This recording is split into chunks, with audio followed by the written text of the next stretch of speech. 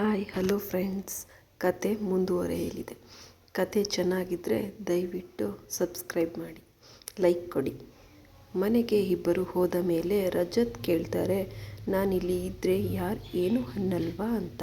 ಅದಕ್ಕೆ ರೇಷ್ಮಾ ಹೇಳ್ತಾರೆ, ಯಾರು ಏನೇ ಅಂದ್ಕೊಂಡ್ರು ನಾವೇನು ಅಂತ ನಮಗೆ ಗೊತ್ತಲ್ವಾ, ಮತ್ತೆ ಯಾಕೆ ತಲೆ ಕೆಡಿಸ್ಕೋಬೇಕು ಹೇಳಿ. ಅದಕ್ಕೆ ರಜತ್ ಹೇಳಿದ್ರು, ಅದು ಸರಿನೇ ಅಲ್ವಾ, ಬೇರೆಯವ್ರ ಮಾತಿಗೆ ನಾವ್ಯಾಕೆ ತಲೆ ಕೆಡಿಸ್ಕೋಬೇಕು. ಅದಕ್ಕೆ ನೀವು ನನ್ನ good friend.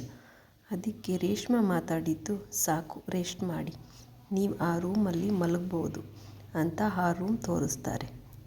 Rajat okay madam ಅಂತ ಹೇಳಿ ಮಲಗೋದಕ್ಕೆ ಹೋಗ್ತಾರೆ. ರೇಷ್ಮಾ ಏನಾದರೂ ಬೇಕಾದರೆ ನನ್ನ ಕರೀರಿ ಅಂತ ಹೇಳ್ತಾರೆ. ರಜತ್ ರೇಷ್ಮಾ ಅಂತ ಕೂಗ್ತಾರೆ. ರೇಷ್ಮಾ ಓಡಿ ಬಂದು ಏನಾಯಿತು ರಜತ್. ಆಗ ರಜತ್ ಕೈಯಲ್ಲಿ ರಕ್ತ ಬರ್ತಾ ಇರುತ್ತೆ. ಅದನ್ನು ನೋಡಿ ರೇಷ್ಮಾ ಗಾಬರಿಯಿಂದ ಹತ್ರ ಬಂದು ಏನಾಯ್ತು ರಜತ್. ಅದಕ್ಕೆ ರಜತ್ ಹೇಳಿದ್ರು, ಆ ಮೊಳೆಗೆ ಕೈ ತಾಕ್ತು. ಅಯ್ಯೋ ಎಂಥ ಕೆಲಸ ಮಾಡ್ಕೊಂಡ್ರಿ, ಬನ್ನಿ ಕೂತ್ಕೊಳ್ಳಿ ಅಂತ ರಜತ್ನನ್ನು ಕೂರಿಸಿಕೊಂಡು ಆ ಗಾಯಕ್ಕೆ ಔಷಧಿ ಹಚ್ಚಿ ಬ್ಯಾಂಡೇಜ್ ಮಾಡ್ತಾರೆ. ಆಗ ರಜತ್ ರೇಷ್ಮಾಳನ್ನು ದಿಟ್ಟಿಸಿಕೊಂಡು ನೋಡ್ತಾ ಇರ್ತಾರೆ. ಅದನ್ನು ನೋಡಿ ರೇಷ್ಮಾ ಕೇಳ್ತಾರೆ, ಯಾಕೆ ಹೀಗೆ ನೀವು ಹೀಗೆ ನೋಡ್ತಾ ಇದ್ದೀರಾ. ಅದಕ್ಕೆ ರಜತ್ ಹೇಳ್ತಾರೆ, ಯಾಕೋ ಗೊತ್ತಿಲ್ಲ ರೀ, ನಿಮ್ಮನ್ನ ನೋಡಬೇಕು ಅನ್ನಿಸ್ತಿದೆ. ಯಾಕೆ ಏನಾಯಿತು ರಜತ್.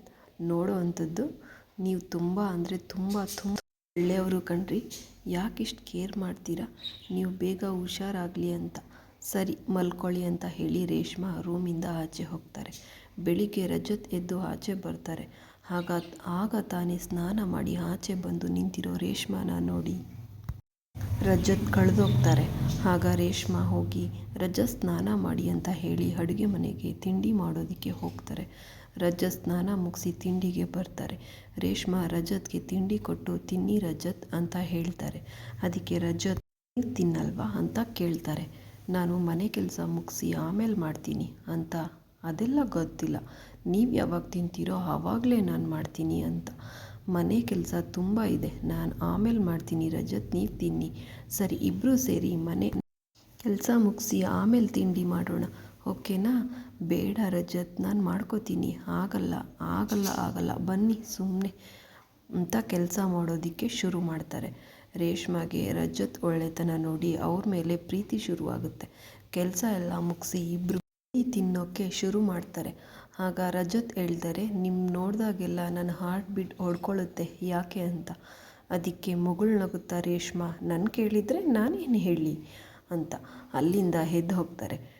ಟೈಮ್ 9 ಆಯಿತು, ನಾನು ಕೆಲಸಕ್ಕೆ ಹೋಗ್ತೀನಿ, ನೀವು ರೆಸ್ಟ್ ತಗೊಳ್ಳಿ ರಜತ್ ಅಂತ ಹೇಳಿ ರೇಷ್ಮಾ ಕೆಲಸಕ್ಕೆ ಹೋಗ್ತಾರೆ.